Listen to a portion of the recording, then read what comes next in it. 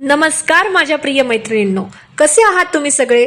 आजचा दिवस ना माझ्यासाठी खूप खास आहे, कारण आज मी अशा काही गोष्टी करणार आहे ना ज्यातून मला सकारात्मक ऊर्जा मिळते आणि मला खात्री आहे की हे बघून तुम्हालाही कामात एक वेगळीच प्रेरणा मिळेल। तर आजचा जो व्हिडिओ आहे ना हा थोडासा वेगळा आहे। आज सकाळी उठल्या ना मी स्वतःला वचन दिलं, काहीही झालं ना तरी आज आनंदी राहणार।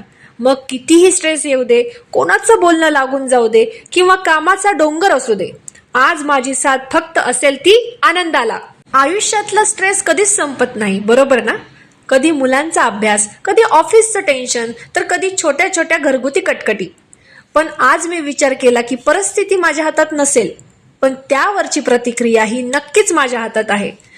जर आपण ठरवलं की मला फरक पडू द्यायचा नाहीये, तर कोणतीच गोष्ट आपल्याला दुःखी करू शकत नाही। मी आज काय केलं?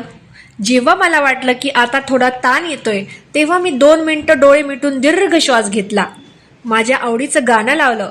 आपण अनेकदा दुसऱ्यांना खुश करायला जातो, पण आज मी स्वतःला प्राधान्य दिलंय का हे आपण लक्षातच घेत नाहीत। लक्षात ठेवा, जोपर्यंत आपण आतून आनंदी नसतो तोपर्यंत आपण इतरांना आनंद देऊच शकत नाहीत। मैत्रिणींनो, आपल्या दुःखाचं सर्वात मोठं कारण म्हणजे अपेक्षा।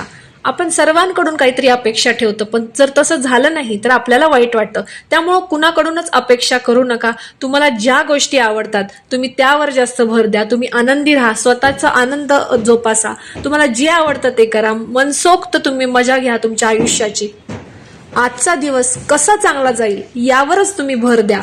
त्या दिवसात काय काय चांगलं करता येईल, कसं छान अजून करता येईल यावरच तुम्ही लक्ष ठेवा। तर तुम्ही आज माझ्या या चॅलेंज सोबत येणार का?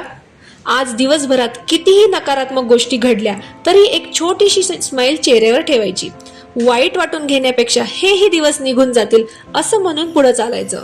स्वतःसाठी जगायचं, कारण तुमचं आयुष्य तुमच्या निर्णयावरच फक्त अवलंबून आहे। जर तुम्हालाही माझा विचार आवडला असेल तर चॅनलला सबस्क्राईब करून पुढील बेल आयकॉन प्रेस करा आणि व्हिडिओला लाईक करा आणि कमेंट्समध्ये सांगा की तुम्ही आज खुश राहण्यासाठी काय केलं। तर परत भेटूया पुढच्या व्लॉगमध्ये। तोपर्यंत आनंदी राहा, पॉझिटिव्ह राहा आणि हसत राहा। धन्यवाद।